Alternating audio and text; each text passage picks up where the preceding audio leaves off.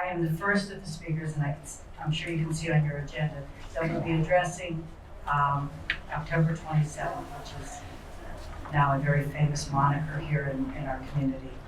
I'm going to try, we didn't coordinate, so I'm going to try and stick really to what Federation's role has been. But the truth is, particularly in the early days, and certainly since, so much of what we do together. So if I step on any of your toes, I apologize.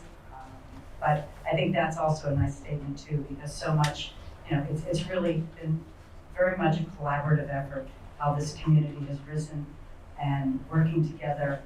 And quite honestly, I know that we are a model to communities all over the country. We look to Pittsburgh and say, wow, these people really dealt with this horrible day and this horrible tragedy, and they're dealing with it together. And the results are showing in many, many different ways.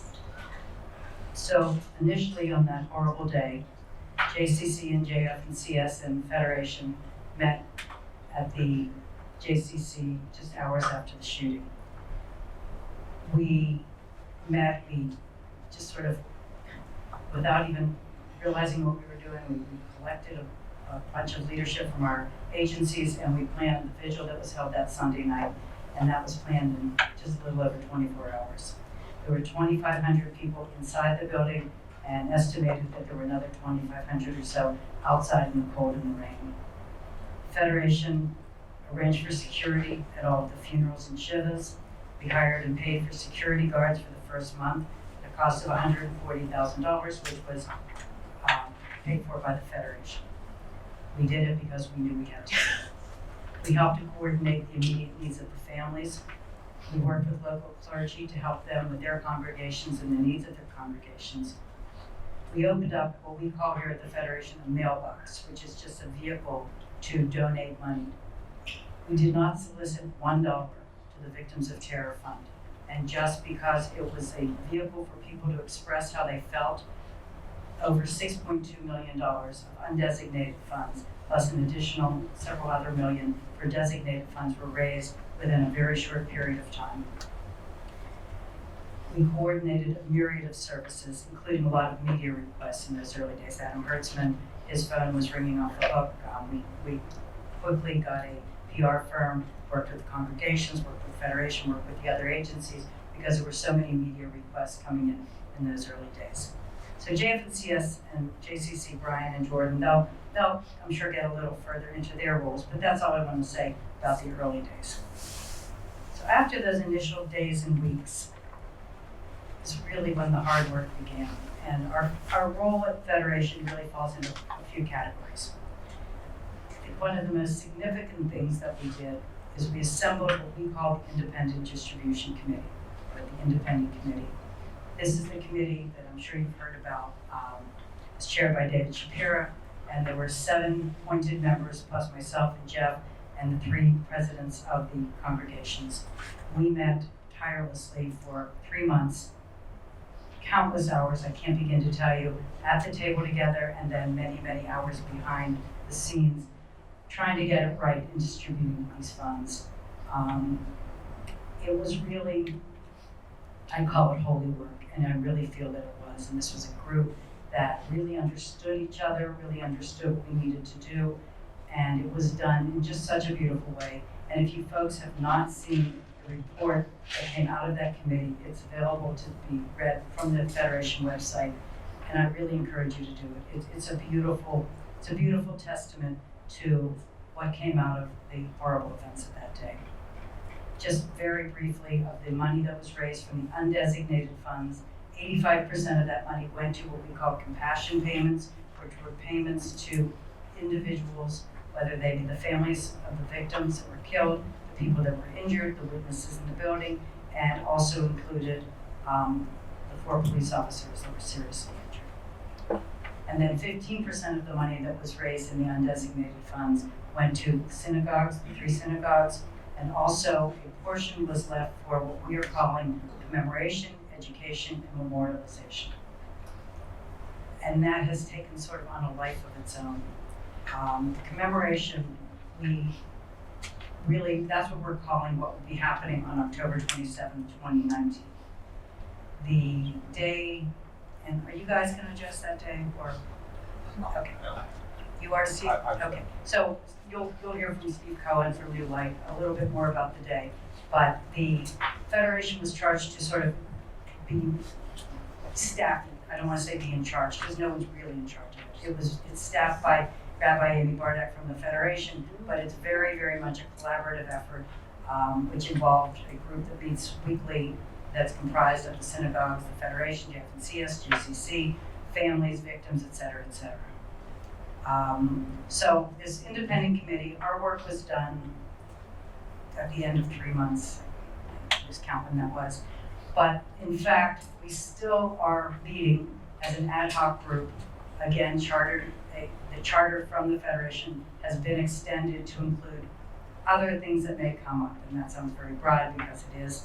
But we've now met once, and I suspect we'll be meeting a few more times just to deal with issues that are more of a community nature.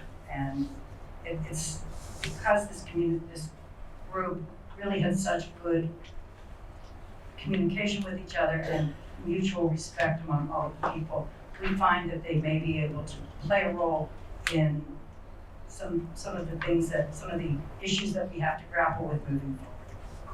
So another big role that Federation has played deals with security. Of the designated funds, so money that came in early on through the website, they were designated for specific purposes. About $1.5 million was designated towards security. Half has been distributed, and it's been done through a committee structure. I'm sure you all know Brad Orsini. He's probably been in every one of your buildings. And he has a committee, and they determined that the first initial distribution of money would go to what we call hardening the facilities. And it's just pretty basic stuff, buzzers, entry systems, and some cameras around some buildings. There is more money that will be distributed, and it will be determined by the committee. But for right now, it's sort of being held in abeyance because there's, as Bob mentioned, there is some significant efforts going on by the Federation to secure additional funds. And some of those funds, which will be state funds, we hope, may need matching dollars in order to get those funds. So that's sort of, we're playing a little balance game to keep that money to hopefully when we get the money from the state to be able to use those as matching funds. As Bob also mentioned, we've been working very, very closely with local, state, and federal elected officials, not only to help raise money and to get money from government sources, but also on legislative efforts. We had in this room a couple months ago, the state legislative leadership, both Republican and Democrat, came to Pittsburgh, and we toured the building of Wilkins and Shady. We met back here to strategize and really impress upon our state legislators the need for additional money here in Pittsburgh for the Jewish community. In addition, anytime we talk to any of these lawmakers, we talk about legislation, anti-hate legislation, to some degree gun legislation, but that's not really at the top of what we're talking about. Is really the security and the anti-hate legislation. We also met, again in this room, with Congressman Doyle, Lamb, and Congressman Fitzpatrick, who came in from the eastern part of the state, and again impressed upon them the needs for each of these issues. And with each of these meetings, we are, the obvious sources of fund are Homeland Security and the things that everybody knows about. But we're trying to strategize with them also on how to obtain funds that may not be so obvious. And we've come up with some interesting ideas. We'll see if they pan out. And we also met directly with Senators Casey and Toomey, again, addressing these same issues. And I have to say, every one of those legislators that I've mentioned have been incredibly responsive, really take what happened here in Pittsburgh, take it personally, and really want to help in any way that they can. So hopefully, with all of these endeavors and all these attempts to get some additional money for security and get some significant legislation, hopefully some or all of it will come to fruition.